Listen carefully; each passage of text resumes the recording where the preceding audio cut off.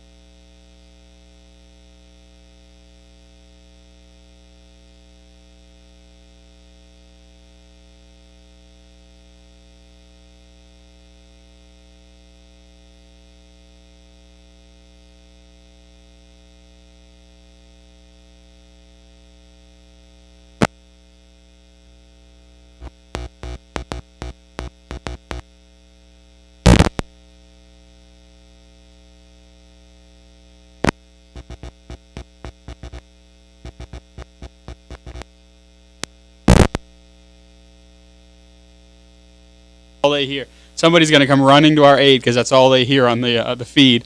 They're in trouble. They're in trouble. Hi to all of you people out there. I guess I could just pop over onto the screen here. Let's see. There I am. There I know that's Kathleen. Hello. What? I think I may have the. Oh, I've got the wrong camera's label. Whoops. Hold on. I'll just relabel the keys. Look at me go. Look at me go. I'm on both screens. Oh, look, and I'm on the one that says Decker. And you. Not for long. Oh, no. I'm back. And I'm back. Oh, there I am. Got my hair down. Oh, yeah. I don't have anything for the see you later today. I never come, prepared for the see you later. What's that, Hua? I hope not. No. We shall call it Newsies. Let's talk about the difference between a Sazerac and a Manhattan. Oh. A hoodie, Woody? I know what it I think it's simple syrup and vermouth. Not to put too fine a point on it. I think I might need some water before the show begins. No.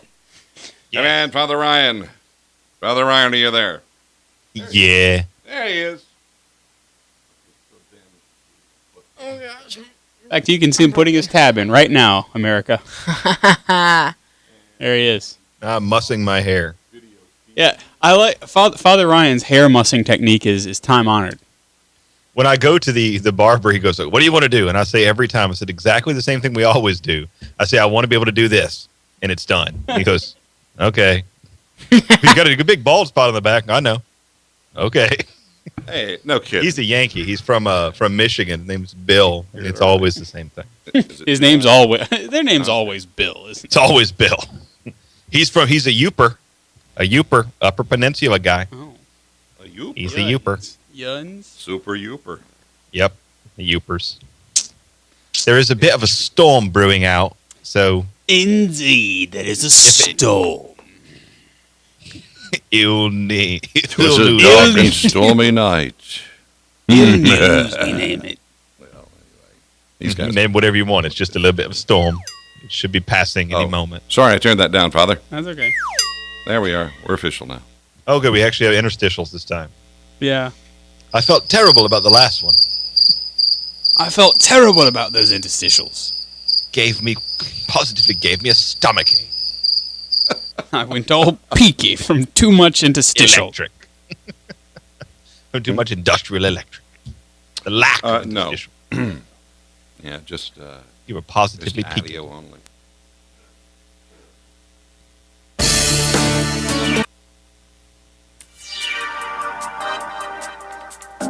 Hello, America.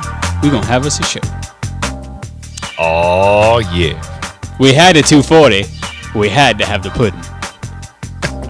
Oh, yeah.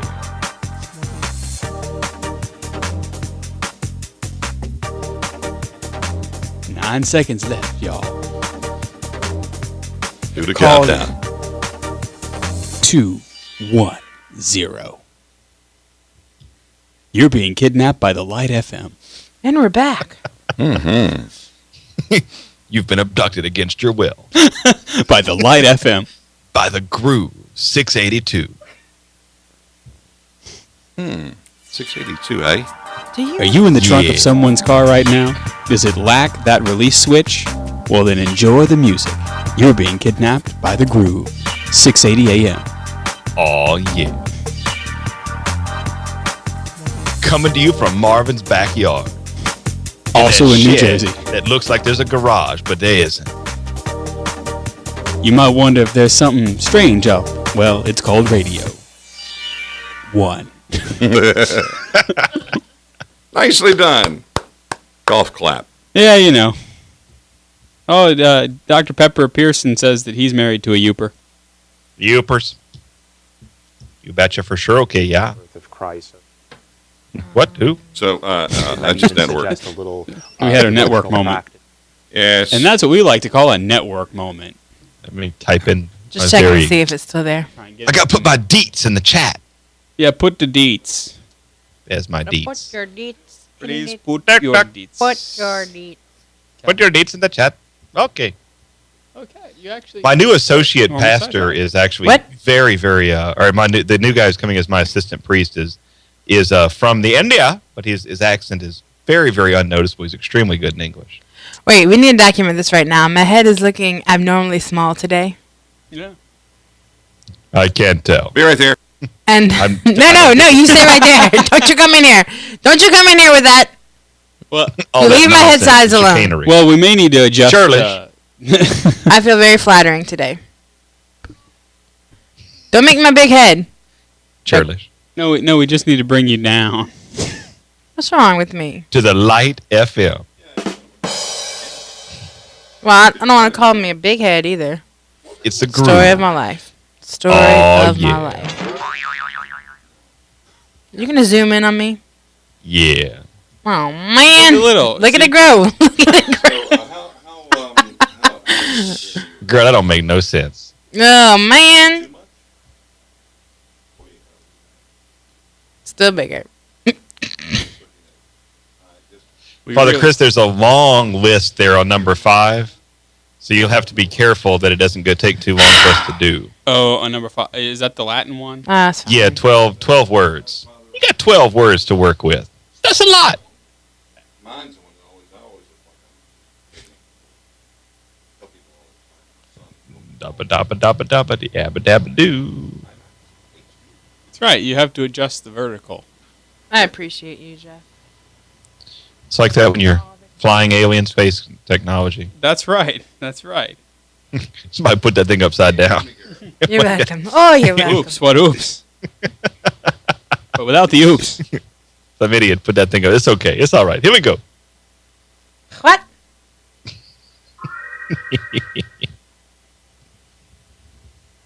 Sour cream. Aha! All right, I guess for the good of truth and goodness and right, I'll go ahead and put the key back on and say that we're coming up in a minute. Yeah, there sure is pudding. Oh, I like my story today. All about the food. Kathleen, I'm going to leave you up on one. What? Hello. Welcome. This is the Kathleen Minute. You never know what's going to happen.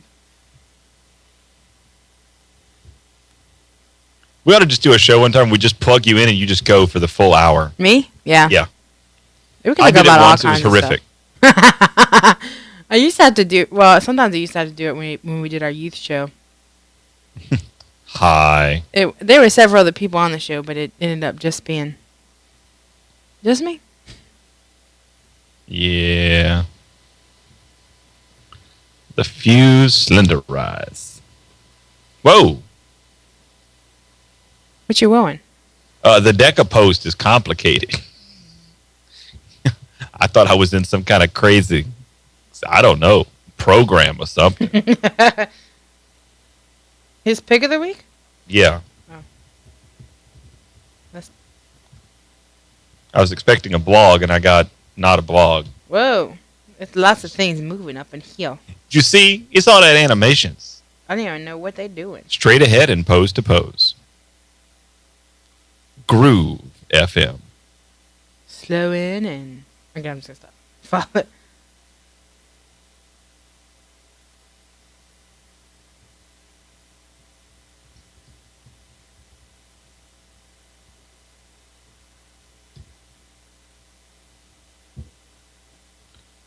Do do do do do do do do.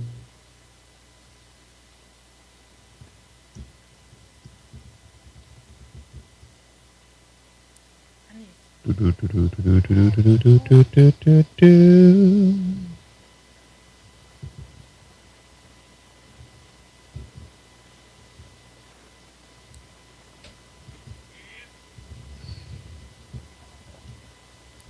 So I completely reread the Harry Potter series in the last week and a half. Welcome. Welcome. What? What'd you said? Huh? Hold on. I think Hi, everyone. you. Oh, I sure did. No.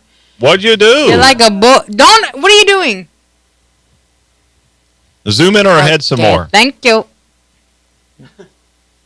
Oh, well. Yeah. It's I like just- a tiny bull in a china shop. I just ripped the studio. Everyone. You what? So we'll be, I am completely miserable, San Diego. so we'll be having a pledge drive to replace our equipment now. Yeah, I ripped the studio. What does that mean? Yeah, when does that kick off, by the way? Our Studio ripping? I our, just did. no, to the fund drive, the fundraising. Oh, now? Let's do it. What are you waiting for? Let's auction Please things. give me money. Please. And what I could do is put together, Father Chris, with all due respect here, Uh-huh. Father Well, Chris. You don't know this, but Father Chris leaves me a splendid assortment of outtakes every month when he records the gospel. So we'll put together a best of gag reel of Father I do. Chris Yay! for a donation of what, a couple $100? Yeah. $7 million. And I'm I want a puppy. Father Ryan only requires a puppy. Give me a puppy and I'll give you all the gag reels you want. The gag is right. I'll say ridiculous things all day long for a puppy. He's done it before. Yeah, I didn't even get a stupid puppy. No. Oh What? my. Oh my. I don't know. Check. Father, how do you normally do the wrap up on for the show, the broadcast show? Oh, the Oh. order? No, whenever after the round robin, you'll come back and say something, and we'll at see the, you at the end. Yeah, at the very end. Let's see here. Stand by. We're gonna get an answer. Like You know me. I'm Father Chris Decker. You can follow me on Twitter at Digital Catholic. Join us on the interwebs at CatholicUnderground.tv for even more from the CU. Thanks for tuning in and hanging out with us on the digital continent for Catholic Underground, FaithCon Digital. He will see you in otra time. And you might want to practice it, Mary Kate, to make sure that when you flip it around, you're talking about flipping the camera around. Yeah. Yeah. Yeah, for the wide shot. At Yeah, I the want to end. make sure when you flip it around that it's in frame. You know. Well, I'm actually gonna do the flipping You're and gonna do framing, it. and then she'll take it after you. Yeah. Yeah. So yeah, wait till I say we'll see you next time. Assuming and then go to that cam because otherwise it just looks kind of weird. Yeah. Yes. And Thereabouts. You just kind of fail it. here's Kind our of fail evil plan.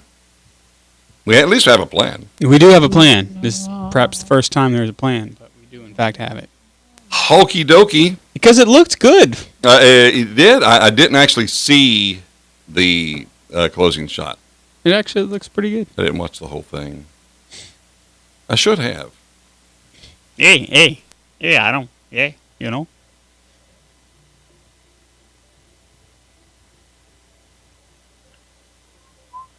Let's have a bit of dead air. I'm working on it. I'm sorry. I'm watching goats jump on a trampoline. Well, I want I'm some listening rockets to and the pasties. Divergent That's what I want. OST. Rockets and pasties, okay? Sounds like supper. And pasties. I would like a perhaps Not a those pumpkin kind of pasties, pasty. Kathleen. Oh man. Like meat pies. Yeah. Oh, Yeah. Pasties. all right. Is that what they call them? Pasties? Well, I don't know. I've never actually heard them. I've never heard that word pronounced when I've been, among the Brits. Well, I'm just thinking, In Harry Potter pastry- movies, they're pasties. Pasties, okay. Pasties. And then pasties are what, strippers use. They're quite different from one another. Ow. I've heard two different pronunciations of the word pasty to describe the traditional English food, with a flat A, as in that, last, or flat, or with an A, as in late, or waste. Pasty and pasty. There you go. Well, I guess it doesn't Have matter. an answer. Oh, let's see.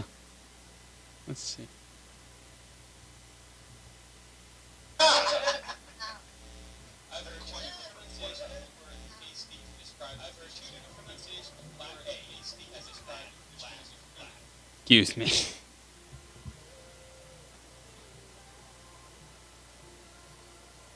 Just so you know, Father Ryan, if YouTube picks up any of your music, it's going to kick us. Well, is it on now? I can hear something. Well, then there's no way they can pick us because they can't figure out what it is. Oh yes, they can I'll figure out take it what down it below is. the gate threshold. They can figure out what it is because they've done it twice already. And if we get another knock We're kicking us off for what? off the air, if it No. picks For up what did they kick it off for? for playing, I think that we were streaming something from Catholic radio, Mm-hmm. and it kicked them off. No, we're below the gate at this point. You shouldn't hear anything I'm playing. Yeah, you're good. Yeah.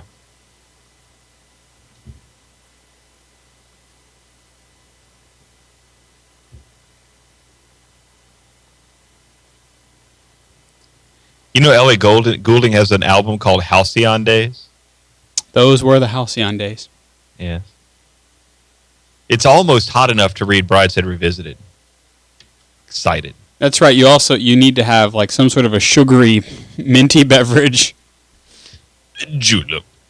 Well, I'm right now. I've just finished all the Harry Potter stuff. I'm rereading Father Elijah, and then I'm going to do the first of the Ender series. Oh yeah. And then I'll go ahead and pick up Brideshead. It ought to be hot enough by then.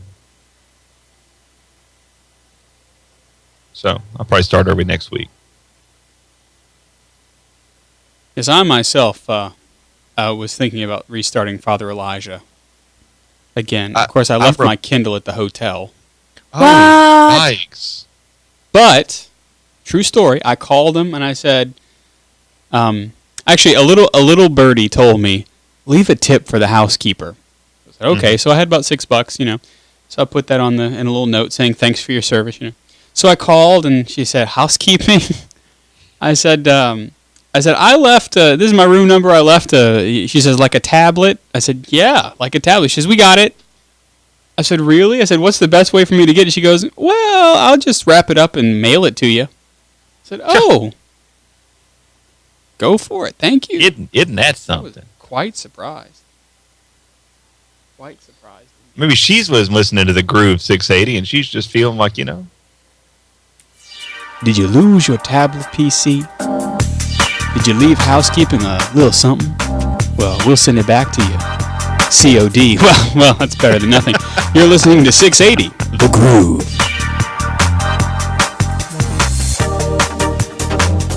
Up next, Father Ryan's Groove Hour. In 5, 4, 3, 2, Father Ryan. no. Oh, man. Personification of Grumpy Cat. We've got 58 minutes of me being grumpy. Why? Why do I have a callus there? I don't play the guitar or the steel guitar. Gardening. Hmm. I did garden this past week. That's a strange place for a callus, though. We should hold things. Yeah. You hold. Hold things. That's not a chalice callus. Never seen a chalice callus. Of course you- not. Are you in the rodeo? To hold the thing? Not that I know of. Mm. You mean You the drink rope? to the point of blackout and then get in fights at bars? Mm. Durden? Just a figment of your imagination, dude. You're hitting yourself. I'm Father Ryan's complete lack of surprise. Yeah. I went to kayak. Well, you're going to need about 600 million Marlboro points to get it. That is a lovely blast from their past. That's funny. Rarely can Father Ryan catch me off guard, but that was one of them. That's awesome. Glad to be of service. Enjoy your trip through this door. Keeping the outside in and the outside out. Inside out. My friends in Austin, I have to read this. Their children did like a Mother's Day activity in school that they then give to mom. Mm-hmm. And so my friend says, my Mother's Day card just got creepy. And so it's a fill in the blank. Mom, I like it when you play with me. That's kind of a beautiful thing. You make me laugh when you dance to Love is an Open Door. I'm frozen. Mm-hmm. I like to watch you stare at the window. Mom, if I had $1 million, I would buy you a crown, and a ring. Aww. My favorite thing we've done together is chatting together. My mom's favorite food is hamburgers. I remember the days when I used to stare at the window. That's funny. Where is That's too funny. heart? One of my parishioners, her little girl, who is, I think, 4 now, Yep.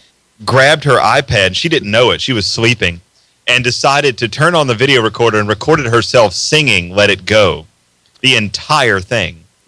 And it's done a cappella, and it's incredibly cute.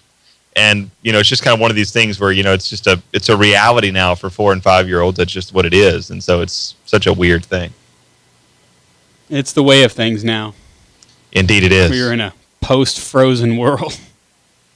Yeah. I feel sad, though, because that song is not really one about virtue. No, it's not. No, it's about casting virtue aside in favor right. of your own selfishness. And Which is using why your our magic to world... create ice palaces. That's right. To say nothing of the ice palaces. Although I do have to give them props for inserting the word fractal into a song. Yeah, frozen fractals. All around. That's a fairly tough word to get in there. Yeah. I think this is where we got off last time on Toto in Africa. That's true.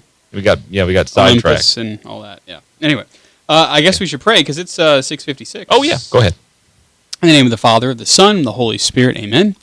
Almighty God, we give you great thanks for this Easter season and for your good shepherd, who is our Lord Jesus Christ. We ask that you would guide us in our conversations, guide all that we do, help us to say things that will help those on the road to salvation, help us to not say those things that will not help on the road to salvation. We ask that you bless all those who listen to us live and hear their prayers. We ask also that you would protect our equipment from any deadly attack of the enemy. We place all of our trust in you, Lord Jesus Christ. Amen. In the name of the Father, the Son, and the Holy Spirit. Amen. Okay. Well, I suppose we will see you in a fusel. From the Catholic Underground. Only on EWTN. This is EWTN Radio. Hello, this is Jimmy Sakers. I want to tell you about my book, The Fullness of Truth. It's a handbook for explaining and defending the Catholic faith, written in language that lay people can easily understand. Each section, for example, let's say infallibility, opens with a one-page cliff note with the headings What, Why, and Wow. If you want more information, you just flip the page to the following essay that backs it up. It's a great tool for you as well as your high school and college children. And best of all, you can get it on Kindle for $2.99. Or if you like paper, you can have total access to the entire book for $9.99 at the dedicated website, thefullnessoftruth.com.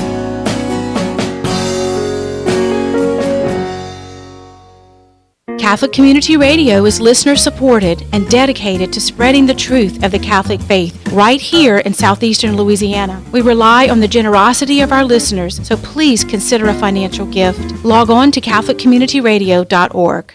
Catholic Community Radio can't happen without your spiritual support, but we're also praying for you. Call our prayer force today, and we'll add your prayers to our growing teams of rosary groups, Eucharistic adorers, and small faith communities. 225-341-2720.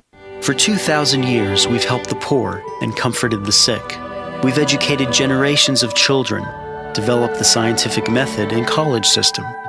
We support marriage and human life. Guided by the Holy Spirit, we compiled the Bible. We are the Catholic Church, with over 1 billion in our family, sharing in the fullness of Christian faith in the church started by Jesus. If you've been away, visit CatholicsComeHome.org today. Welcome home. Catholic Community Radio Catholic radio for your community is listener supported. 1380 WPYR Baton Rouge. This is your station. Catholic radio for your community. From the Catholic Underground. Today on the show, did your TV show get renewed? We check our vocabulary homework. Is Disney SkyNet? Our picks of the week and so much more. The Catholic Underground starts right now.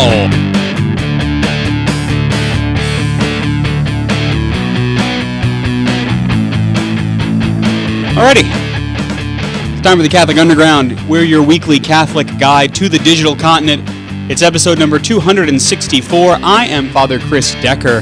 If you're listening live, you can join us in the chat room at catholicunderground.tv and get your chat on with us. Joining me this week, we've got Father Ryan Humphreys, as you know, the rector of the Minor Basilica of the Immaculate Conception in historic Natchitoches, Louisiana. Hello, Father. Hello, world. Also, Kathleen Lee. She is a teacher at St. Joseph's Academy in Baton Rouge, Louisiana. She is our semi-pro faith ninja. Hello, Kathleen. Hello, everyone. And of course, Jeff Blackwell is the technical director of the Catholic Underground. He is the commandant of the Jeff Star 1 near-Earth orbit satellite. Hello, Jeff. Howdy ho, neighbor.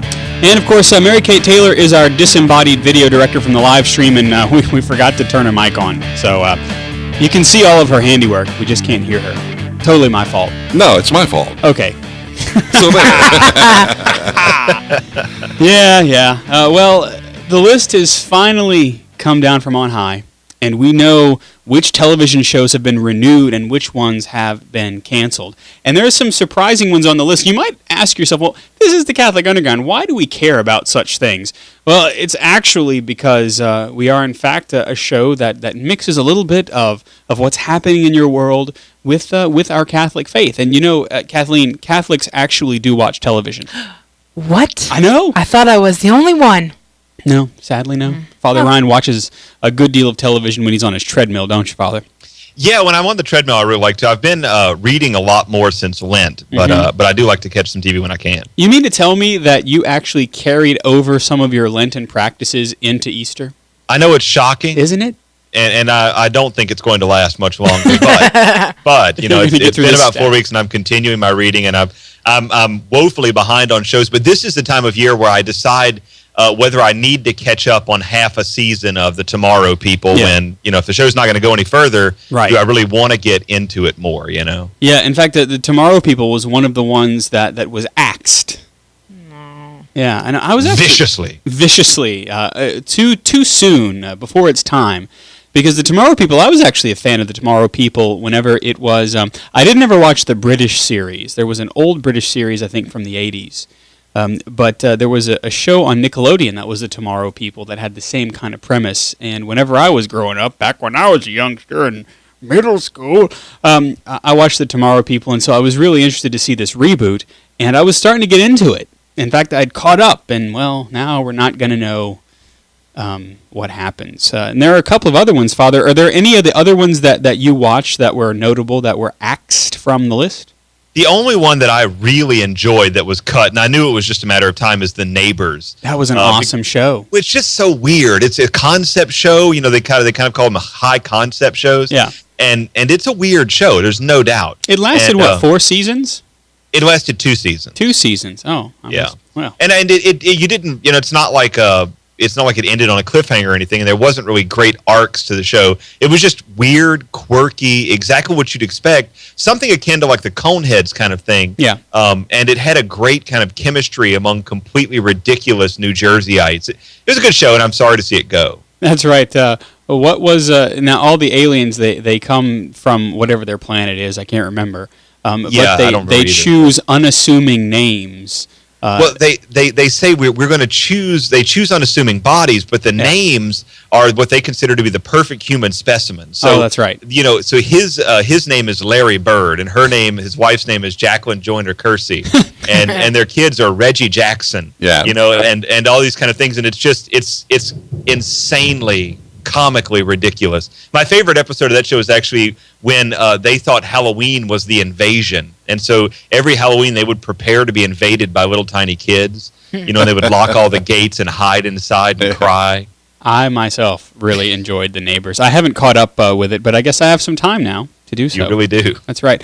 So oddly enough, Kathleen, you were a fan of Revolution, but that is also on the red list. Yes, and you know, I haven't been up to date with it, so there's a lot on my DVR, a lot on my lot of you got to press play for weeks now. Yeah. But now Now I'll have time to catch up on it. That's right. Now, Revolution was the one about, what was that the one with the world all of a sudden has had an electromagnetic pulse? Is that what it is? And there's no more power. No, it's not an electromagnetic pulse, and it may be a spoiler, but there are apparently a bazillion nanobots that, in fact, are sucking up all the electricity. And that's the spoiler at the end of season 1, which was a year ago. And so it's not possible to turn the power back on until you find a way to shut down all the nanobots. Jeff had a nanobot infestation in his garage once. His power tools didn't work. Those pesky nanobots, they'll do it every time. They'll get you. Can't live with them. Can't be a Borg without them. Let's see. So and then also noted Suburgatory, which I heard was funny, but I never watched. It was a little more filthy than I would have liked, but it was very funny. I heard. Yeah. Dracula. Yeah. Not also good.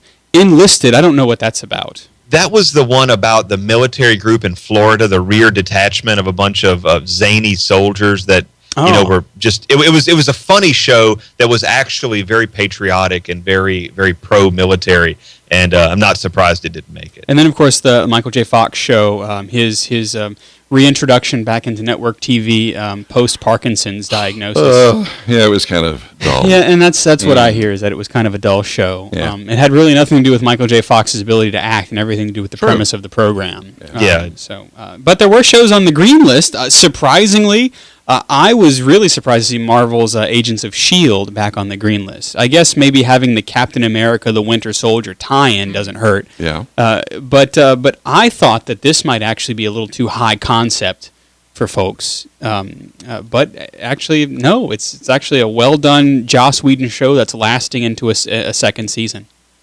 Yeah, and it's going to be a good second season. It's had a little bit of confusion, and of course, there's all kinds of difficulties with a show like that because they're not allowed to use certain names and certain tie-ins. But it's a fascinating show, so it's turned out well. That's right. And Kathleen, any of your favorite shows get renewed? Yeah, I am a big fan of the vampire shows. All of them. Not all of them. The whole catalog. I am a big fan of Vampire Diaries, of course, but the spin-off of the originals, not so much. No. In my humble opinion. It's that set in New Orleans? I know, but that's not doing it for you. Yeah. Is Supernatural renewed? I don't know. Because I know a lot of folks. I believe who like it that was. One. Yeah. I'm sure it was. Everybody likes that show. I've only seen a couple of episodes. It scares me a little bit. I'm scared of a lot of things. I might find it surprising though, but yeah. Well, I saw that Grimm is on the list. Yeah. Now, my youngest daughter got me hooked on that when it started a couple of years ago. Yeah. And so it's now one of our regular Friday night shows that we watch. And because I don't care too much about, if it gets too raunchy, I don't want to watch it. Right. Or if it's too dark. This is more along the lines of mythology and these creatures that live among us, and the Grimm is out to, Anyway, it's very well done, and I'm glad to see that it's back, because it's one of the very few network shows that I watch on a regular basis. Any on your green list, Father Ryan? Yeah, actually, Grimm is one of my very favorite shows. The 100, which is based upon a series of books about the potential end of the human race. It's a really good show, and I'm surprised it got renewed, but it's a great show. Elementary, the kind of updating of Holmes and Watson with Johnny Lee Miller has proven to be one of my favorite shows. I don't even know why, but it's really good. And then The Mentalist, the show a lot of people like, which was expected to be canned. And in fact, they even wrote the last few episodes that I've watched just in around case. the principle that it's going to be canned, and now all of a sudden it's coming back. So Wow. Now, oddly enough, all of the crime dramas and those procedural shows are coming back. All of them. Yeah, that's crazy. I've never gotten that genre of film. Me either. I like them. I do love me some Criminal Minds, some CSI. New York, though, I was a New Yorker. Oh, now there's Well, like six of different kinds. You know. And I was surprised that Hawaii Five-0 made it. I love me some Hawaii Five-0. It's on my DVR. But when they have the original theme, do they use They do. Oh, the theme song is the only part of that show I like. Yeah, but it's a little So more good. techie, new age. Not new age, but Anyway, Sorry. I like it. It's got some Alex O'Loughlin in it, and Oh, so that explains why you like it there, Kathleen. I mean, That might explain why it's been renewed. I don't know. hello. True. That's very true. Kathleen, do you have? Oh, you can't tell us if you're a Nielsen journalist, right? Where you get the little dial and everything. You watch TV and you dial what you like and you dial down what you don't. Have you? No. No. Mm-mm. Kathleen doesn't know about our rating system. Apparently, that's good. Thankfully, you don't know about it either because you're still watching the Catholic Underground. So, yeah, I don't know why these procedurals do so well, but people love them. Man, if they put like a Law and Order marathon on, Oh my god. there's some people that they just turn their phones off. They'll be out of commission. They take sick days and they'll, you know. But me, only if there's a Star Trek, you know.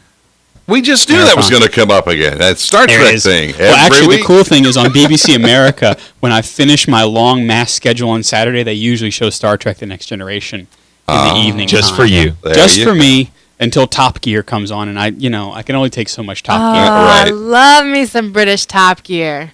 Well, you see, that's why Kathleen and I are friends. Yep. We trade off at the the 9 o'clock hour when Top Gear comes on Yeah, for yeah. 17 hours. The straight. watershed. Love it. Yeah, exactly. So, now all the pay cable shows, which don't care about ratings, are not on the list, so we won't even include them. But Good. but yeah. So maybe you watch some of these TV shows. Maybe you don't. Maybe you keep it on Catholic TV. And I guess we're happy about that. But Yeah. how many reruns of the Catholic Underground can you watch in 1 week? I All don't of know. them. What? Not in a week. No, actually, we have quite a catalog now, Kathleen. Surprised you You're didn't know talking about that. 265 hour. That's true. Wow. Mm-hmm. Yeah, but if Well, you could watch all the ones with me in it in a week. well, but those are getting up there too. That's true. Well, I think it's about time we told you who we were.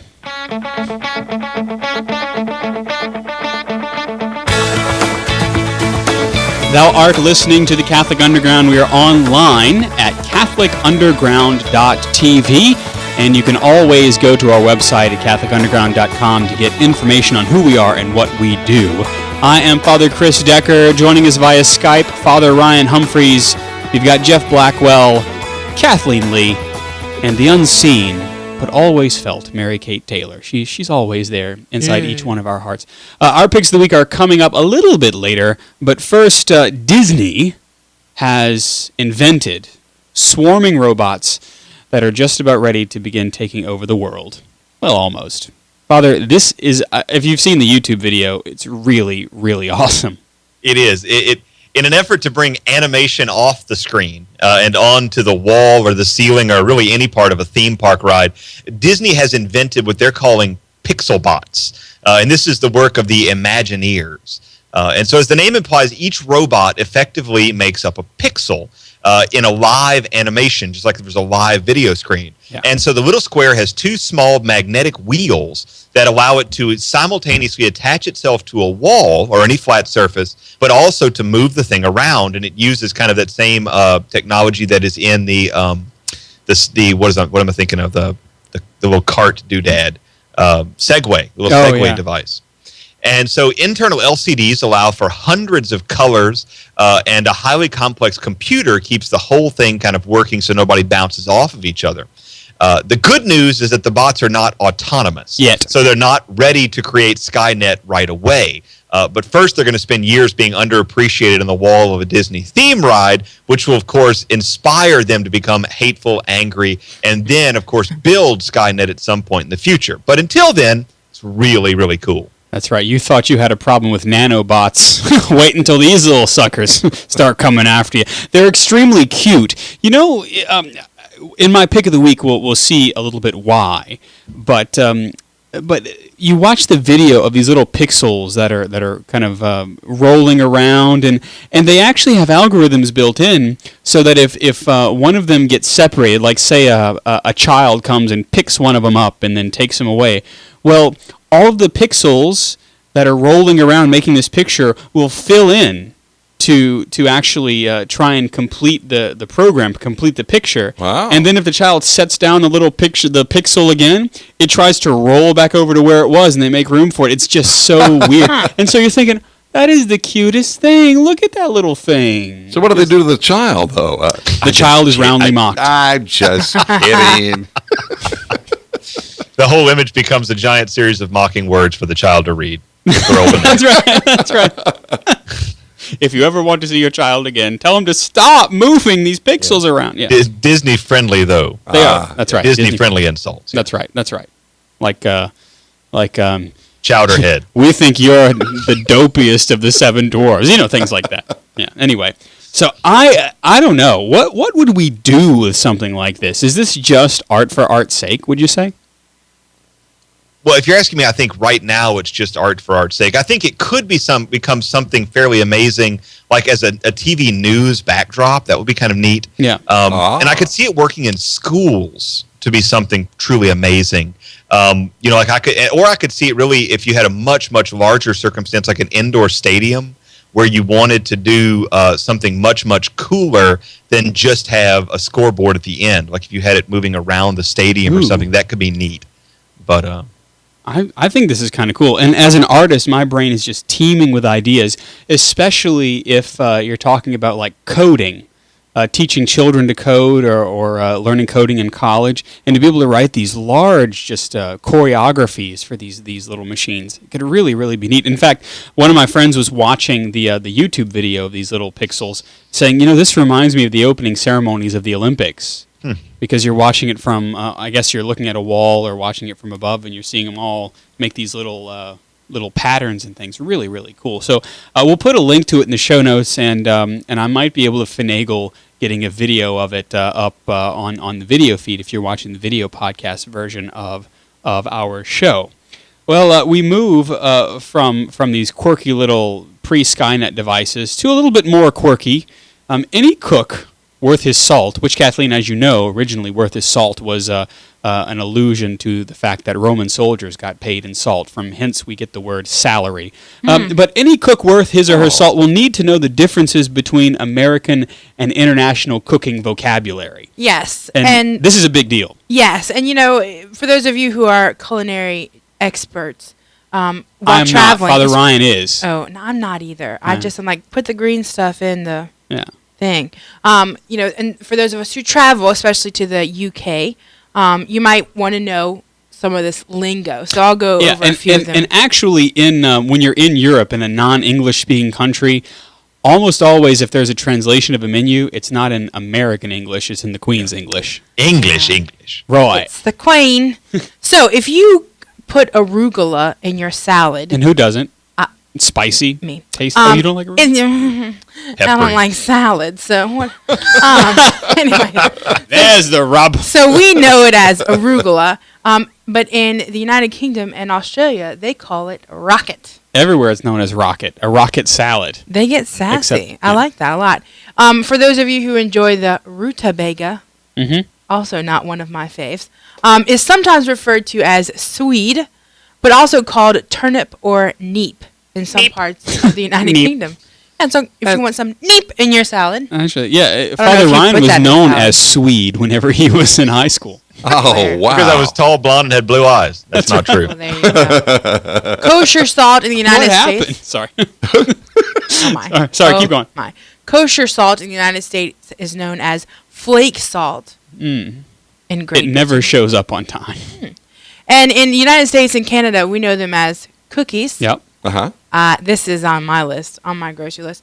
But there are in England, Australia, and New Zealand called biscuits. Also in Malaysia. Oh. And that's the best way to get confused if you're ever overseas and someone says, "Oh, would you like some biscuits?" And you go, "No." Do I look like it's breakfast time? No, I don't want any biscuits. I don't want a large starchy roll. Thank you very much. But floury dumpling-looking thing. I mean, if you're from the South, either way. In the South, you'll request biscuits at any time. Sure. Yeah. I could go with either one. Turnovers in the United States. Now, turnovers are like folded pastries. Hence the name turnover. Well, like a Natchitoches meat pie for anybody who has had that kind of meat pie thing. Yeah. Also called hand pies in the United States. I've never heard that. Hand pie. But let's go ahead and maybe up north they call them that. Maybe so. Whatever. Maybe. The Pennsylvania Dutch, I think, call them hand pies. Oh. Well. In the United Kingdom, they're called pasties or pasties. Depending on if you are in Harry Potter or not. Pasties. That's our reference. Our one UK listener has just stopped. Yes. Finally knowing what a pasty is, though, makes me wonder, why would you want to put pumpkin in that? Yeah, the pumpkin pasty. Yeah. But then again, I but don't like the idea of pumpkin juice either. So No, it's not JK, tasty. you're really not. That's gross. Why would you want to drink squash? Just not good. Anyway. Anyways, now down here in the South, we are very familiar with our pork rinds, or scratchings, as they're called in the United Kingdom when they're dry. But they are also referred to as crackling, and we call it that here. Actually, in Louisiana, we call Yeah, it cracklings. we call I it wonder if crackling. it's because just that Cajun French thing. Yeah. So Right. I don't know. in Australia, New Zealand, United Kingdom, crackling is, and South Louisiana, crackling is the way to go. Now, in the United States, we also do love our sour cream. Mm-hmm. But in the UK, they put it in the past tense, Yeah. and it is soured cream. Which makes it sounds less good. I was going to say, That makes is- it a that lot less sounds- appetizing. You know, Disgusting. Well, you're going to need some soured cream for this. This my no, cream. I don't want cream to. it's gone No. bad. Like in the It's past, not cream, months it's ago. soured. Yes. I don't want this in my biscuits. Someone's consciously soured it. You know. Ew. Yeah. Yeah, So- it's not good. In the United States and Canada, we have superfine sugar. Yeah. Superfine. But it is known in the UK, New Zealand, and Australia as castor sugar. Yeah. Mm-hmm. Didn't know that. Now, in the United States and Australia, we and the Aussies call it dessert. Yep. But is pudding sweet, dessert, or afters in the UK? I actually call them afters. Oh. I think we'd have some afters now. Yeah.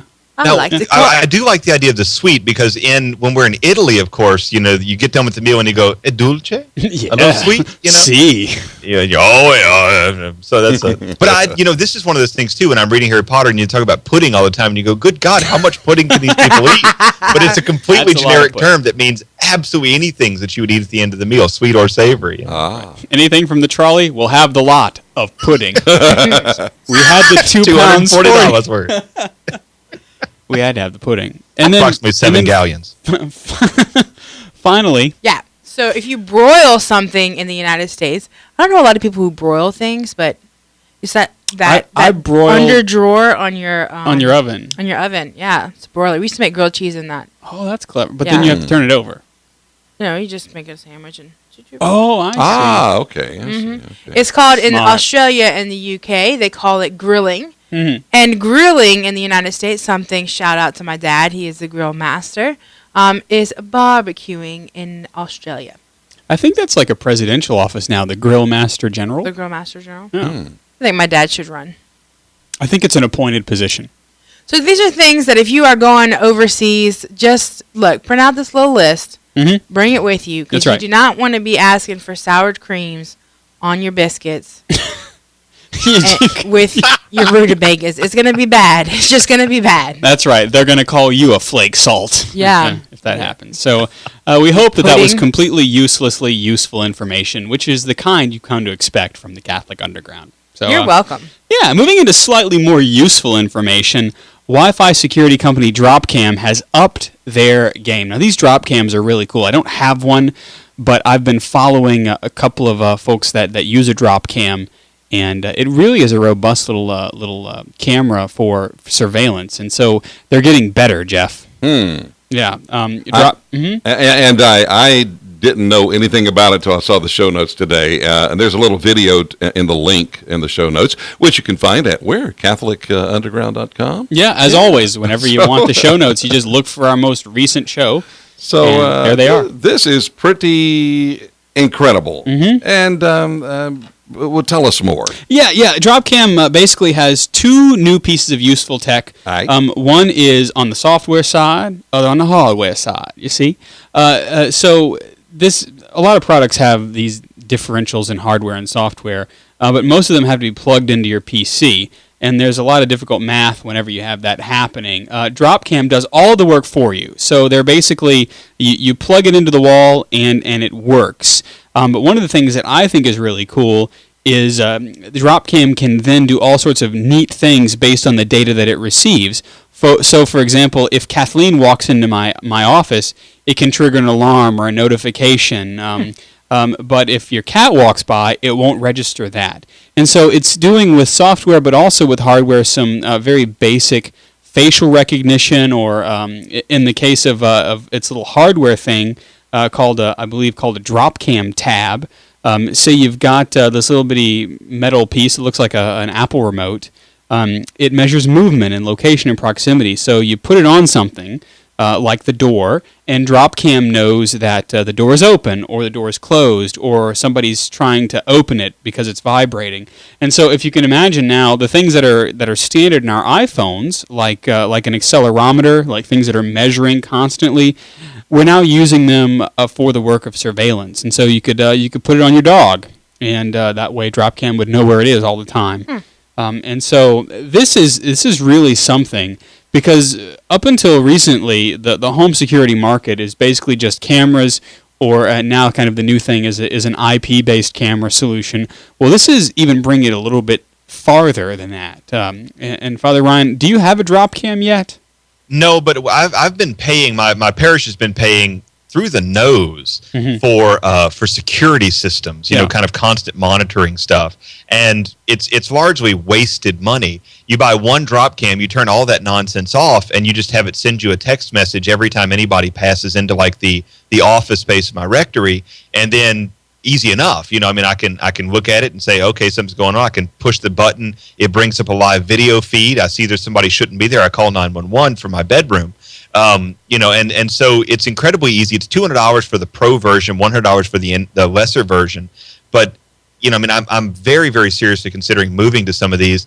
If DropCam would make a PTZ, a pan tilt zoom camera, like it. Yeah, I might very well seriously consider using that for an easy way to stream the mass before we can until we get a much better system in place. Oh, nice, yeah. Yeah, because the DropCam, unless I'm mistaken, is like a 720p camera. It's an extremely high quality, high def camera. Yeah, it's a high def camera, and you can share the feed publicly with whoever you want. Yeah.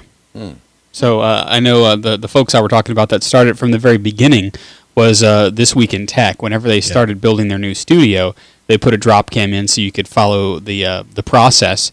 And DropCam, part of their software is they have a DVR built in for the extremely well-paid version. And so you could watch the whole thing, but it's publicly available, or it could be within your private network. So you plug it in, you assign it an IP address, and it just works. Is there any kind of monthly fee associated with it? I mean, because you're kind of doing the monitoring, but you still have to have some sort of provision for the data stream. Is that correct, Father Ryan?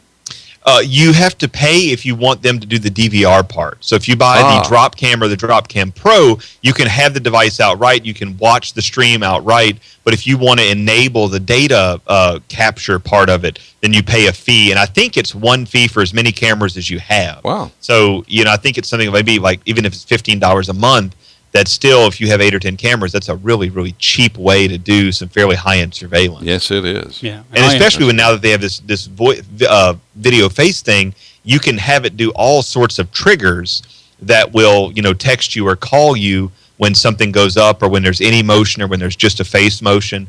And, you know, that's a gigantic win too, because if you're really smart and clever, you can rig that into automatically doing all sorts of other things.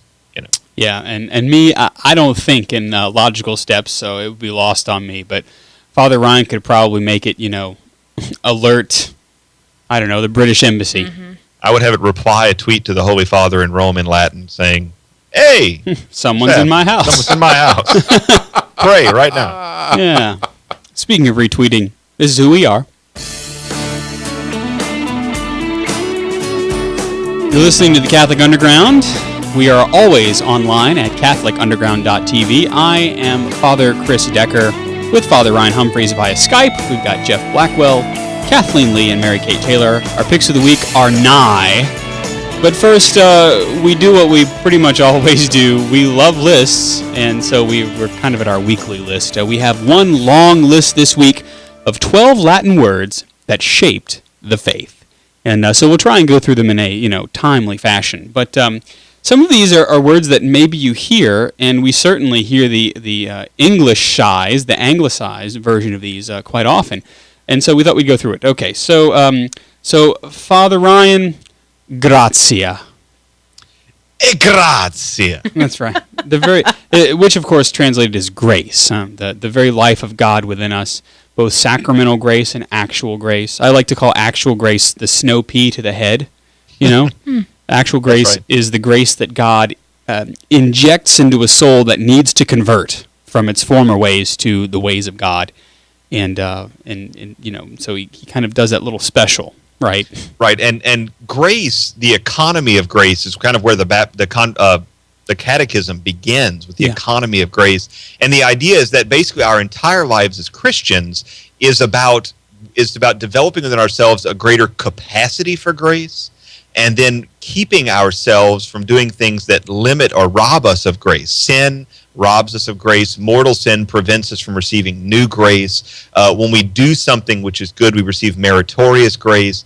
And it's unfortunate, but really in the last 50 years, we've not talked about grace at all.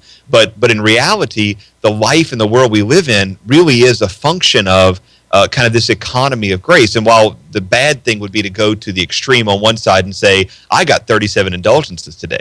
I got 416 years out of purgatory today.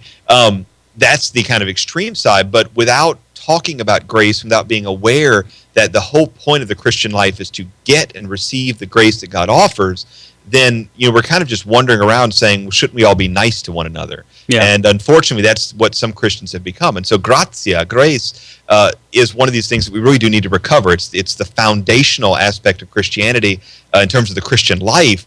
And for most of us, it's something we've unfortunately never heard from the pulpit or from a CCD class. Yeah, in fact, I talked a great deal about grace today for first reconciliation, the other thing. First communion, first Eucharist. Holy communion! It's been a long day, folks. And so, I was talking about the economy of grace and how receiving the Eucharist, receiving the sacraments, I was very proud to say that all of my young'uns knew how many sacraments we had, and they were able to name them for the most part. So that was very good. And then, of course, that leads to the next Latin word, prex, prayer. Right. Yeah. Prayer is the means by which we receive grace. And we're not just talking about our own private prayer, which does merit grace, but also public prayers, right, like liturgy. Right. Anytime we raise our heart and our mind to God, we're experiencing prayer in some way, shape, or form. But there is the prayer of the church, and then there is the prayer that we take from the church, which is the fount and the source of our own personal prayer, and the source of all grace, as Vatican II says. And then we take that home and we do something with it. And so our personal prayer and then the prayer of the church together are the way in which we receive this grace that God wants to offer. That's right. As I often remind my parishioners, and really anybody who'll listen whenever they walk by my soapbox at the corner, really, it is the prayer of the church, the prayer that is shaped within the liturgy, that then forms the methods for our private prayer. Oftentimes we wonder, well, gee, how do I start? What do I do? Well, we can actually take any part of the Mass and we can spin that off into a way to pray. If you're talking about the penitential rite, the Kyrie eleison, the Christe eleison, being able to ask God for forgiveness in my own life when I'm sitting in my couch and not just when I'm sitting in the pew. And any one of those components of the Mass can really be an outcropping within my own personal prayer. So gratia and prex, two very important Latin words. And then, Father, before you go on, I got a quick question because I have seen grazie spelled and you're pronouncing it grazia. Well, this is the Latin and not the Italian. Okay. So how is grazia spelled? Gratia, grazia. Okay. Yeah, Latin is very well, at least ecclesiastical Latin is very interesting in the way that it forms the words. Mm-hmm. So when you have the ATI together, it's atia. Okay. The T is kind of seed. I just learned something there. This is good. And then prex, how's that spelled? Prex. Okay. And kind of like it. Latin is good that way. Pretty much, with few exceptions, it's spelled more or less like it sounds. Okay. Yeah, it's kind of like in English when you have tion, it's like shun. Yes. There are a few things like that in Latin, but for the most part, it's spelled like it sounds. All right. Sorry to interrupt, but no, that's quite all right. No, Jeff, we value your Jeff on the street questions. These are important for us. So moving into the sources of grace. First of all, Trinitatem, the Holy Trinity, of course. Yeah. Persona, which is the person, and especially when we speak of the one person of Christ, but his two naturae, his two natures, right, Father? Yeah, and this was the source of a lot of drama early on because Christ is truly God and he's truly man. But how do you explain that? How does it work? And does that mean if he is truly God and truly man, well, could he have sinned? Did he sin? Could he have wanted to sin? Could he be tempted? Did he have two distinct wills? Like, did he choose in his humanity, but his divine will overtook? And so all these questions that frankly bored people start asking that do have real implications in terms of the moral life and in terms of theology start becoming real difficult questions. And so what ends up happening in the midst of what we call the Arian heresy, when St. Athanasius was up there, kicking butt and taking names, they start to arrive at the idea that there is one persona. There's one person, or the second person of the Trinity is one united persona, and that each of the other persons of the Trinity is a persona, but that Christ has two natures within that one person.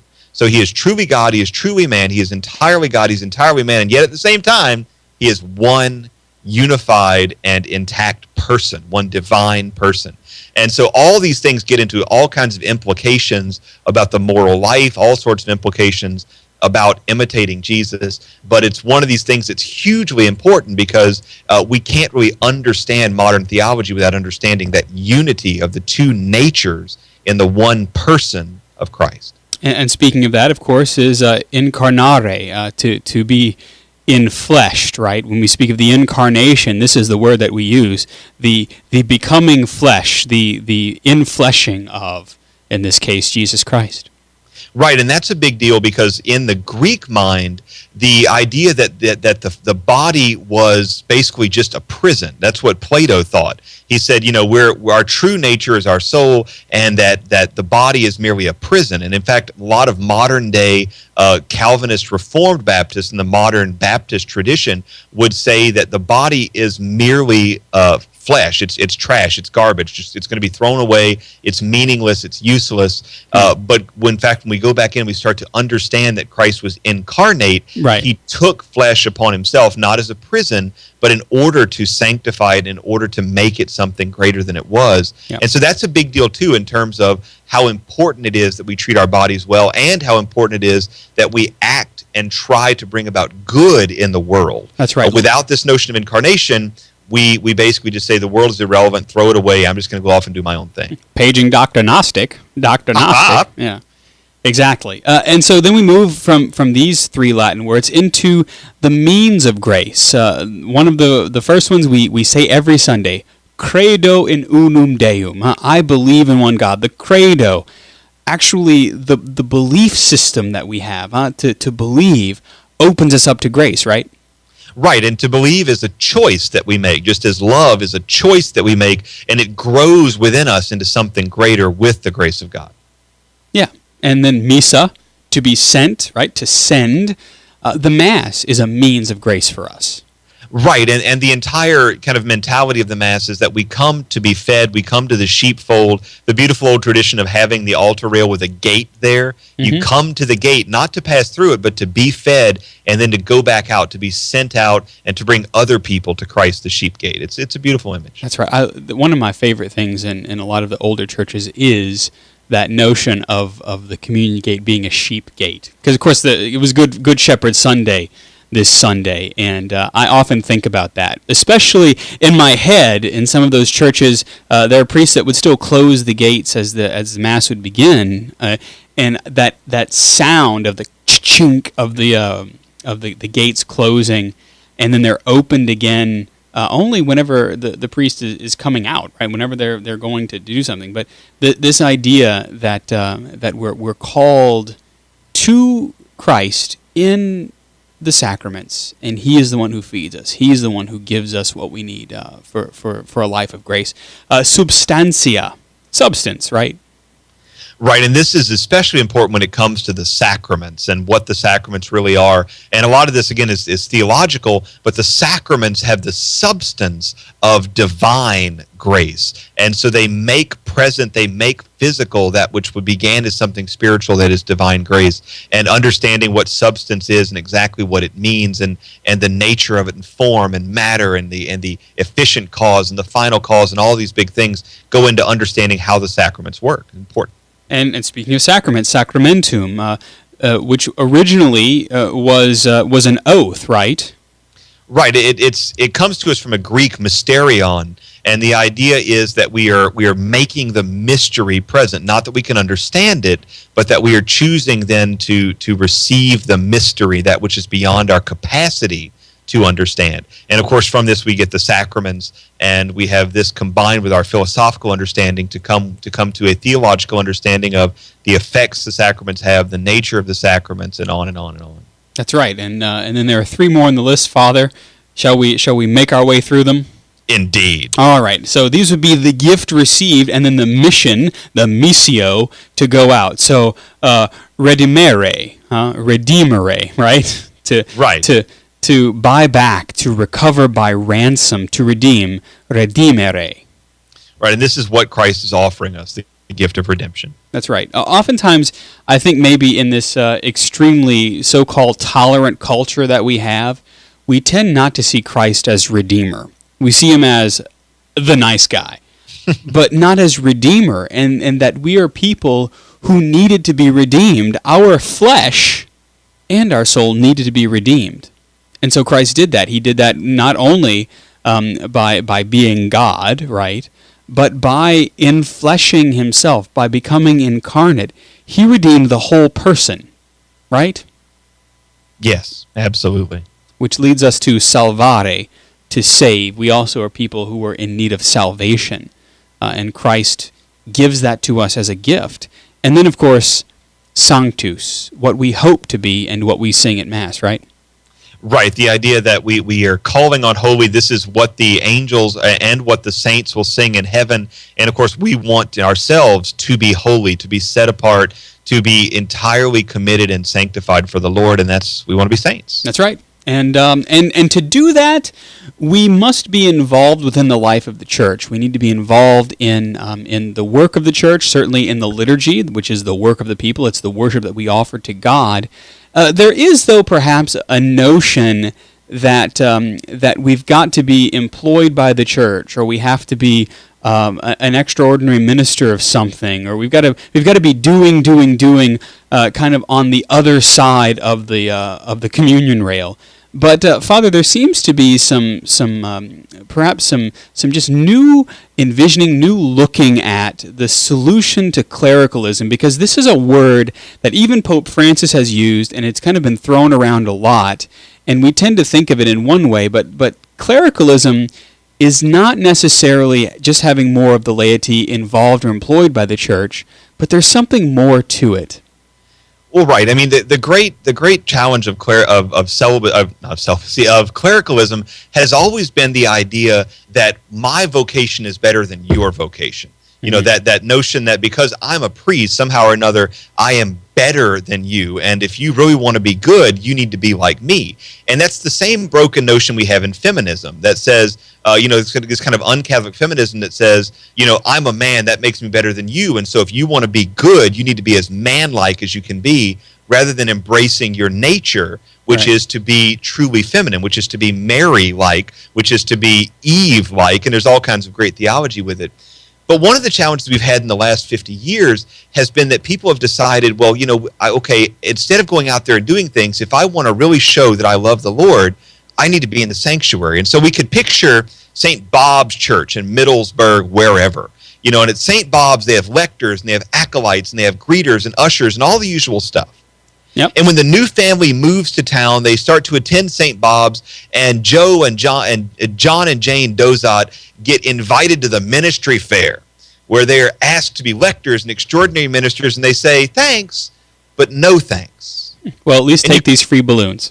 And you could imagine that everybody is suddenly, completely taken aback. Well, what do you mean? We want you to be involved. We want you to become part of our community. Yeah. But John says, look, I run a small business. I coach Little League. My wife is a housewife. She's a part-time physical therapist. We pray the rosary every night as a couple. But we want to sit in the pew with our kids. We want to parent our kids. And all the people are outraged. They go, what's wrong with these people? Why won't you bake for us and with us? Right. And John and Jane, though, are saying, look, our vocation is to be a married couple. And we believe that vocation is far more important than trying to be another vocation. And that's not to say that they're going to then blame and say, well, you shouldn't be a lector, this, that, or the other. But a lot of people think that clericalism is when the priest himself puts himself up, or when he's put up by others on a pedestal. Yeah. But what if, and I think this is common, what if we end up, or the lay people of the church end up doing that to themselves? You know, what if that modern notion that you're only participating if you're doing something at Mass is in fact the worst kind of clericalism? And what if, wherever it came from, it's rampant in your parish? I mean, is being a layperson so bad that you can only serve the Lord doing something that is technically reserved to the clergy?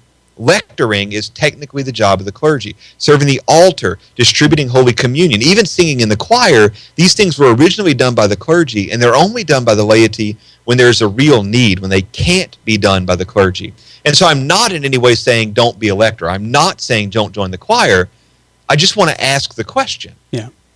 And it's a very... Is it possible... Well, let me ask the question is this. Is it possible that we have gotten so concerned about doing something at Mass that we separate ourselves from our vocation, and as a vocation of the laity is to go out, misa, to go out and to bring others to the Lord, not just to do things at Mass? So that's a question.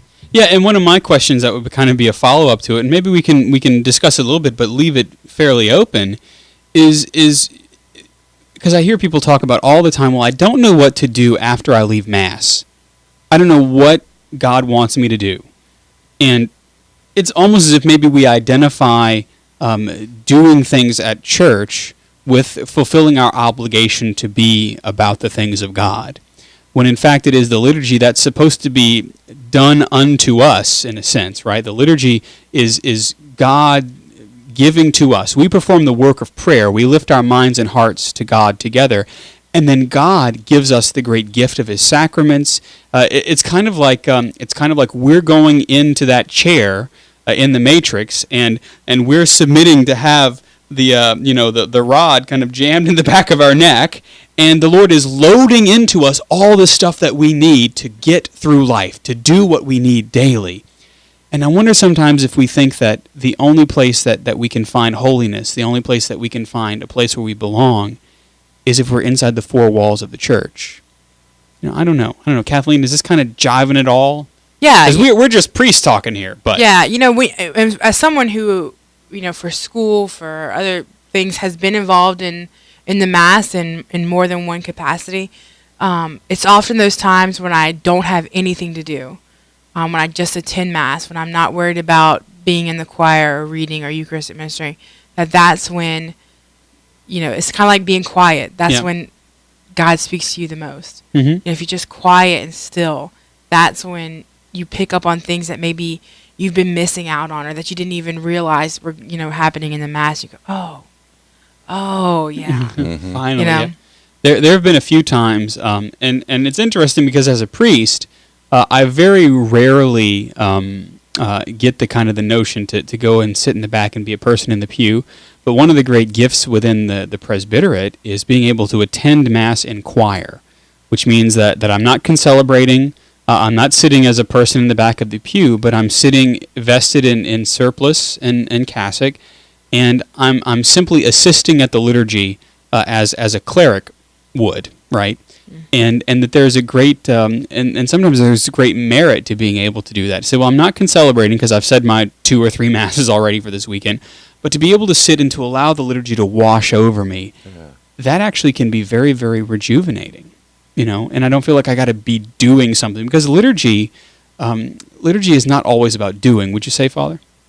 No, it can't be always about doing. I mean, there has to be a certain sense where the faithful have to be, like in the book of Revelation, simply looking on the altar, where Christ does the hard work and the faithful have to receive. Because if you're not getting fed, you can't go out about your mission. Right. And the mission of the laity is not inside the walls of that church. Yeah, and isn't it oftentimes when folks leave the church, they say it's because I wasn't being fed? Yes. Yeah. And sometimes these are people that are involved in many of the ministries and apostolates of the parish, and yet they'll still say, I'm not being fed. And I'm wondering if maybe it's because we don't want to be, sometimes I don't know that we want to be fed in any other way than we think we should be, So I don't know. This is the reason we ask the question is because we are the Catholic Underground, and it is our job to maybe ask these deeper questions. And I'm not saying, Father, we have an answer for it, because there is value, and in the present state, there is necessity for those who are performing some of these ministries, these official ministries in the sanctuary. But yeah, it's an important question to ask. Am I too involved that perhaps I myself am kind of becoming clericalized as a layperson? Yeah. I don't know. And I don't think it's about going through the motions, because it's easy to get caught up in that. And you have to do that soul searching and constant. To me, it's all about your prayer life, and seeking from God what He wants of you. And that's part of the discernment too, right? Yeah. I shouldn't be a lector unless the Lord is calling it forth from me, because that's what we believe about the ministries of the church, is that they are called forth, right, Father? They are called forth specifically. Ministries are. For the building up of the kingdom of God. Yeah, you're right. Yeah. So we asked that question. We simply pose it to you. Let us know what you think in the com box on Facebook /Catholic Underground, or certainly at CatholicUnderground.com, backchat at CatholicUnderground.com. You know, all those usual ways. But we have run far afield, so it's time for The CU Pick of the Week.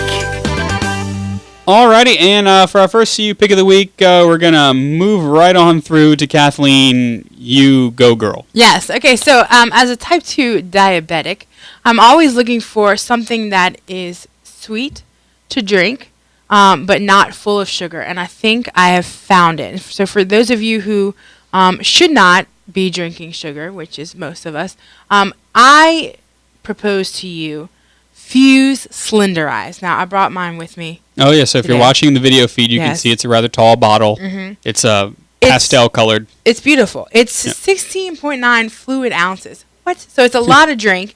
And I am the queen of telling you, like, I know you could put something that's diet and not diet in front of me. I will always tell you which one is the diet. I know. Don't try and trick me. So, but these Fuse Slenderize drinks are 10 to 20 calories per all of this. 2 to 3 grams of sugar. What? And they taste really good. So if you're looking for something this summer while you're out doing stuff to give you a little bit, and it's not watery. It's it's not like a flavored water. It's wrought with flavor. Yeah. Very, very good. Very low calorie. Very low sugar. Yeah. And yet really good. It satisfies that need for the sweet in your drink. And Jeff Blackwell, you're satisfying the need for sweet on the air. And my pick of the week is the St. Bob's Koozie. You can only get it at the St. Bob's Parish Fair. I just thought Father Ryan would like that. No, mine this week is, pull out. You don't have to pull out the walkers and rocking chairs, but I do love the old movies on Turner Classic Movies, and they have an app. I've had it for a few months, and I wanted to try and see how it worked as far as the streaming and what have you.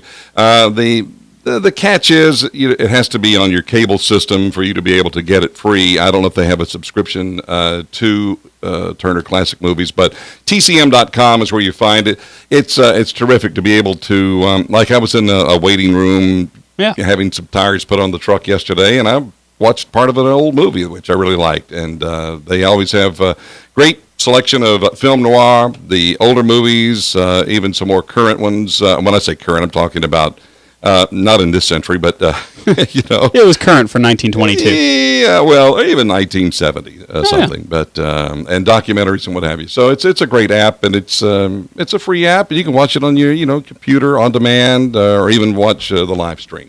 Very cool. Father Ryan.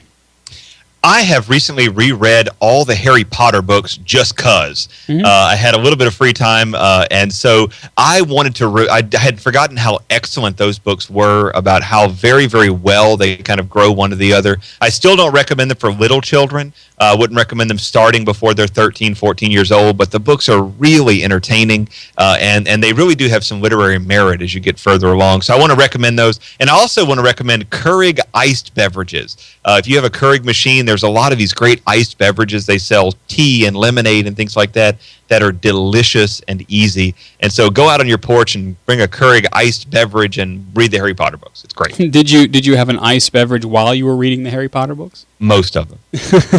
There you go. So my pick of the week actually has a little bit to do with the little Disney Pixels, the motorized pickles that we talked about earlier.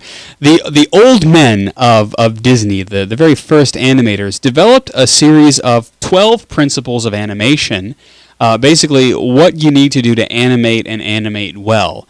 And over at 12 Principles on Tumblr, we'll put the link in our show notes, you can see all these 12 principles that give the illusion of life.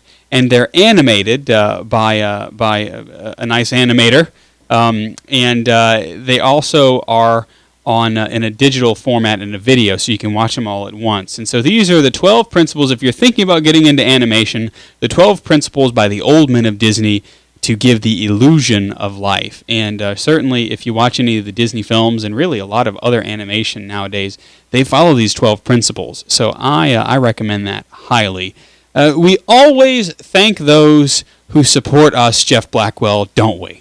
Yes, indeed we do, and portions of the Catholic Underground are underwritten by audibletrial.com/Catholic Underground. That's audibletrial.com/Catholic Underground. That's right, and we thank you certainly for helping us out there. We also thank you for all of those who have donated to us. If you've helped out the Apostolate of Catholic Underground in the past, and it's been about a year, go and check all your credentials and make sure that your expiration date on your credit card is up to date, just so that you can continue to help us bring our podcast to you, our video feed to you, and you're also helping us to update some of our technology, which has to happen periodically.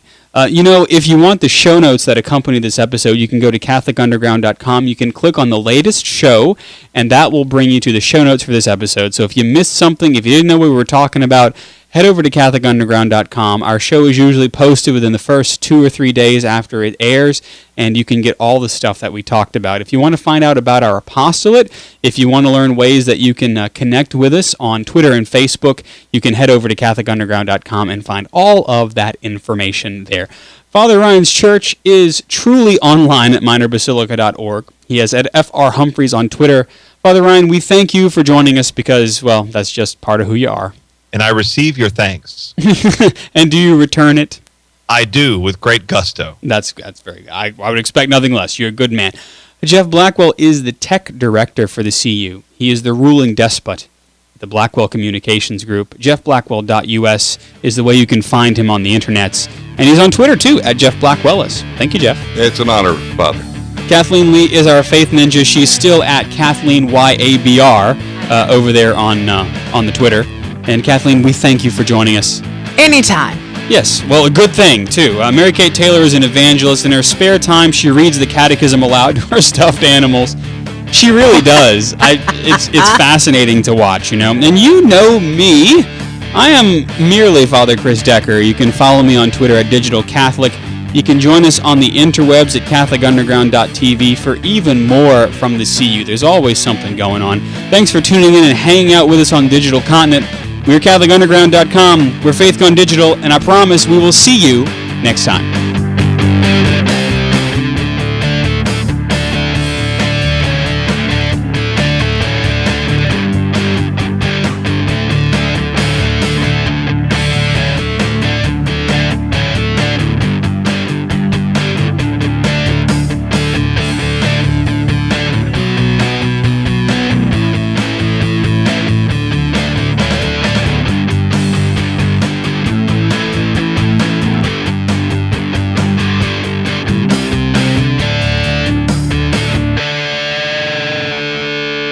From the Catholic Underground.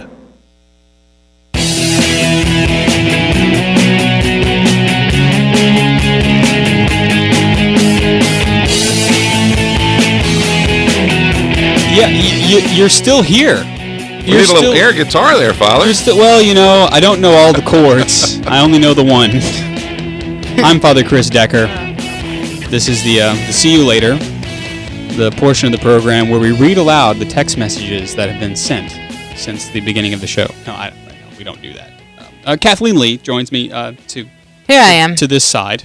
Like, you're invading my shot. I invade yours. You're so vain. Sorry, for those of you on the audio feed. It always used to unnerve me whenever I'm listening to an audio podcast and people are referring to the video. Yeah, me too. So you'll notice what I do is I almost, when Kathleen inevitably shows something to the camera, Yep. I always make sure I describe it. Sorry. That's a public service to you, the commuter, who doesn't have the video screen in your car. And even if you did, I don't think you can watch it while the conveyance is in motion. Isn't that right, L7? That is correct. So, yeah. Oh my. We need an official computer voice, I think, Jeff.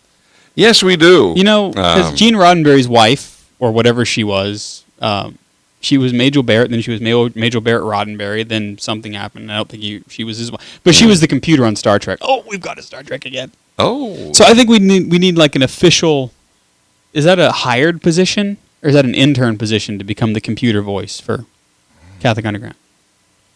Well, there has to be, I guess, a trial basis. Yeah. A trial run. An audition period. You just want to watch Law and Order. No, I can safely say I don't. So let me ask the computer a question, okay? Okay. Is the doctor's conveyance still in the parking area? No. Well, where is it? To be determined. This computer. I don't know. This computer, man. Already it needs an attitude adjustment from the Serious Cybernetics Corporation. I don't know. Oh well. Please enjoy your trip through this door. The computer only understands Latin. Oh well, I didn't take enough Latin. Womp womp. Yeah. Veritas. Quid est veritas. Veritas is that stuff there in the Bible. Yeah, I think we need a computer intern. That's what we need. Just start trying to find all sorts of operating systems and just line them up. You know. I think you just need a sassy computer voice. Now, didn't Siri's voice change a bit? Siri's voice did change a little bit. Yeah. Did you ever see? I think it was on CNN. They actually tracked down the lady who did the voice for Siri. Really? Huh. And it was eerie because now we're used to hearing that, right? We're used to hearing that voice whenever we do something wrong, and Siri says, "I'm sorry, I can't take any more requests right now," or "You obviously don't know what you're doing. Please put the phone down." And I hate you and your whole family. That's right. You know, obviously you too have had problems with Siri, and so they tracked this lady down, and they were just having a conversation with her. But the whole time you're going, "You are the computer voice. You're a human. I'm watching you, but you're a computer voice. How is your brain doesn't know what to do with that dissonance?" Yeah, and Father Ryan, do you know how they do that? Because I think because as voice talent, having to do some phone system stuff where you have to sit there and read this whole library of things. Is there a way for them to kind of take the the tone of the voice and then put words into that algorithm of a voice? I don't know if I'm even saying that right. Yeah, you can choose. The English language has so many sound syllables. That's how we go backwards doing voice recognition. There are so many noises, sounds associated with the English language. And when you do recognition, you try to break it down into those sounds. And when you go the other way, you record a complex series of, sort of like what you would do with VO, and then you combine it and you put it back into place. Yeah. And I forget how many there are. I think it's like 600 in English. Oh, but it is really slick the way it's so smooth and natural sounding. I didn't know how they did that. It's getting a lot better. You know, Google's algorithm must be a lot tighter because if you use Google Maps to navigate, I find that voice is really, really smooth. Oh. Yeah, I found it to be Google's to be significantly better than Siri. Interesting. Don't tell Google we said that. I'll tell Siri. No, you're gonna set her after me again. My mind. Yes. Yeah. Well, I'm Siri free now, which is nice. Oh, that's right. You're the joint user, right? Well, yeah, but I mean, I've got Google Voice on all my stuff, and I've never ever have I can't help you right now. I never ever have I can't deal with more requests. Well, really? Well, what does she say whenever she can't figure something out? It generally just shoots out and says, "I don't understand that request." Oh, and it's a female voice. Yeah, I believe on Google. I don't use the voice stuff very often because I'm not in my car very often.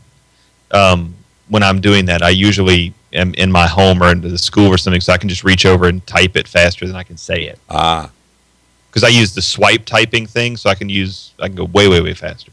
Wow. And I guess maybe it's because I was born and raised on the iOS, but I don't do the swipe typing very well. I do have a swipe typer on my Kindle, and I'm gonna tell you, I hunt and peck better than I do the swipe because I have to think in my head ahead a couple of letters. I can't do that. Huh. No, I can't do that. Mm-mm.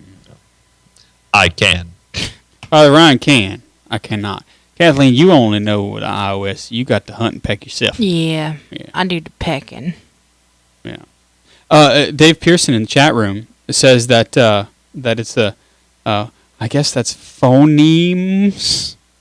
Phonemes. Uh-huh. Basically, the International Phonetic Alphabet is how it does that. Oh. Yeah. Roll that beautiful bean footage. I think that's copyrighted. YouTube is going to totally make a language is broken into a phonology, and then you have a phoneme, which is a segment of some that, French thing. Of that. And so all words are composed of X number of phonemes. And the difficulty with getting that to actually work right is because sometimes your cadence is coming down into the phoneme, sometimes it's square, and sometimes it's up. Right. You really, in order to do that, need to break it.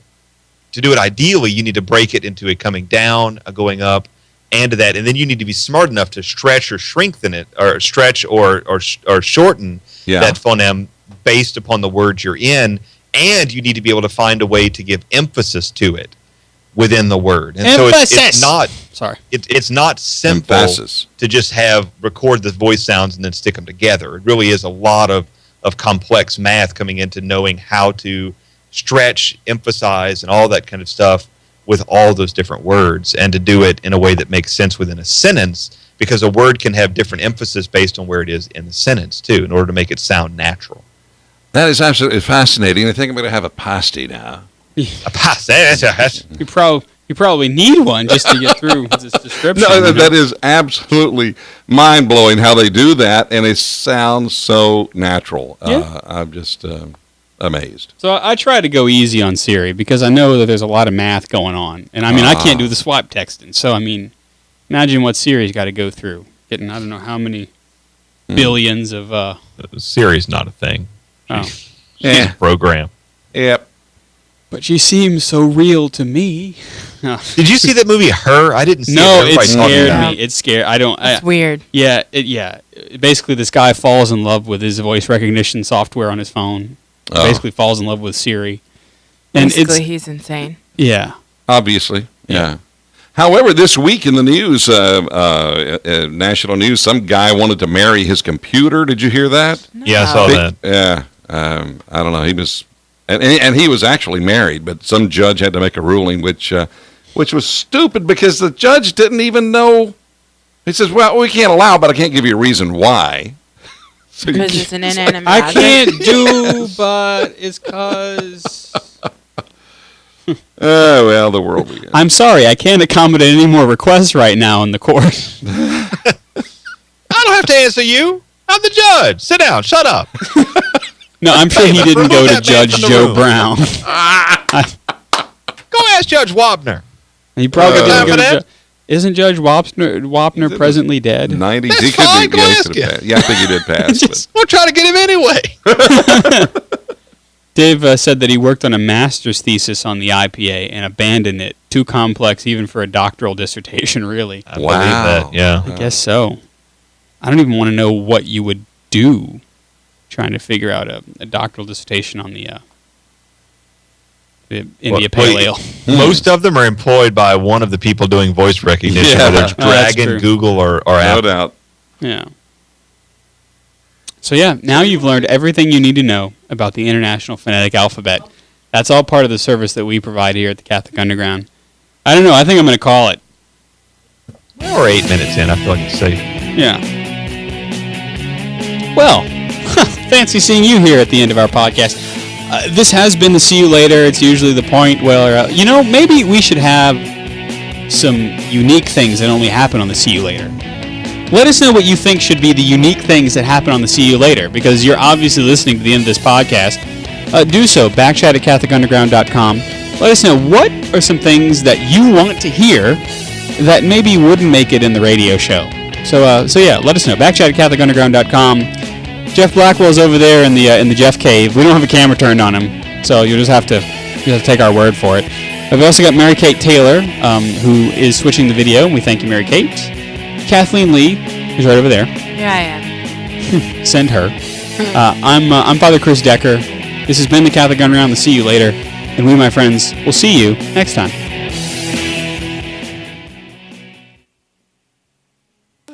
Nighty-night, Father Ryan. And he's out of there. He's done. I think he had something in the oven. So anyway. Yeah, cookies or biscuits. Night-all. biscuits.